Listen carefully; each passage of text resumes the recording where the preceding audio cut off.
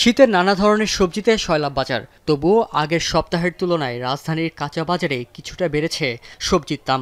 কেজিতে গড়ে ২০ টাকা পর্যন্ত বেশি দামে বিক্রি হচ্ছে নিত্যপণ্য। বেশিরভাগ সবজি ৬০ থেকে ১০০ টাকার মধ্যে, যে কারণে ক্রেতাদের অস্বস্তি আরও বেড়েছে। কারওয়ান বাজার ঘুরে দেখা গেছে অপরিবর্তিত রয়েছে বেগুনের দাম। প্রকারভেদে বিক্রি হচ্ছে ৭০ থেকে ১২০ টাকায়। ফুলকপি ও বাঁধাকপিও মিলছে ৩০ থেকে ৫০ টাকায়। তবে ৩০ থেকে ৪০ টাকা বেড়ে শিম বিক্রি হচ্ছে ৮০ থেকে ১০০ টাকায়। দামে অপরিবর্তিত রয়েছে টমেটো, মিলছে ১২০ টাকায়।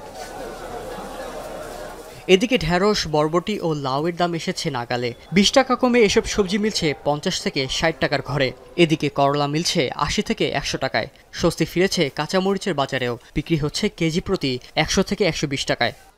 বাজারের অবস্থা এখন ভালো না, সবকিছু দাম বাড়ছে কিন্তু বেচা কিনা নাই। বৃষ্টির দামে অনেক মাল নষ্ট হয়ে গেছে। সিম হয়ে গেছে ৩০ টাকা, এই সিম ৭০ টাকা ভাইকেন। কাঁচা বাজারে এই যে সবজি অনেক দাম, আজকে ৮০ টাকা, ১০০ টাকা, ১২০ টাকার নিচে আসলে সবজি নাই। মাসের প্রথমে কাঁচা সবজি দামটা একটু বেশি থাকে, ব্যবসায়ীরা মনে করেন আগে পরে লস দিয়ে মাল বিক্রি করে।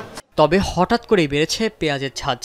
এক সপ্তাহের ব্যবধানে প্রতি কেজি পেঁয়াজের দাম বেড়েছে প্রায় ৫০%। বিক্রি হচ্ছে ১১০ থেকে ১২০ টাকায়। বিক্রেতারা বলছেন, সীমান্তে কয়েক মাস ধরে আমদানি বন্ধ থাকায় এবং বন্যায় ক্ষয়ক্ষতির কারণে দেশি পেঁয়াজের বাজারে উঠতে দেরি হচ্ছে, ফলে তৈরি হয়েছে ঘাটতি।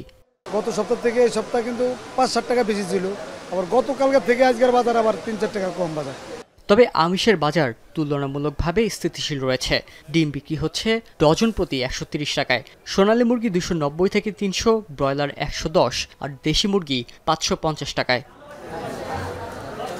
মাছের বাজারেও তেমন পরিবর্তন নেই। বাজারে ফিরেছে ইলিশ মাছ, সেটি বিক্রি হচ্ছে ২৩০০ থেকে ২৫০০ টাকায়। রুই কাতল ৪৫০ থেকে ৫০০, বোয়াল ৭০০ এবং নদীর পাঙ্গাস মিলছে ১০০০ টাকায়। দাম কয়েকদিন আগে একটু বেশি ছিল, এখন একটু রিজনেবল আর কি, চলে আর কি। এরকম দাম থাকলে হবে আর কি। ৪৫০, ৫০০, ৪৮০। মাছের দাম লড়ে চড়ে নাই, একদমই আছে। কোনোটা ২০ টাকা ৩০ টাকা বেশি আছে, কোনোটা আবার একটু কম আছে। ক্রেতা বিক্রেতা উভয়েরই প্রত্যাশা, শীতের শুরুতে নতুন সবজি সরবরাহ বাড়লে বাজার আবারও স্থিতিশীল হবে। শাহরিয়ার জামান পুলক, এখন ঢাকা।